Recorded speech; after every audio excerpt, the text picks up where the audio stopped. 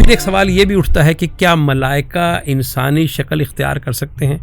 انسانوں کے سامنے انسانوں کی شکل میں آ سکتے ہیں؟ یہ بڑا اہم سوال ہے۔ آپ دیکھیں کہ آئنسٹائن کی جو مشہور ایکویشن ہے E=mc²، اس میں بتایا گیا ہے کہ جو مادہ ہے وہ توانائی میں تبدیل ہو سکتا ہے، توانائی جو ہے وہ مادے میں تبدیل ہو سکتی ہے، شرائط ہیں اس کی، پوری ایکویشن موجود ہے۔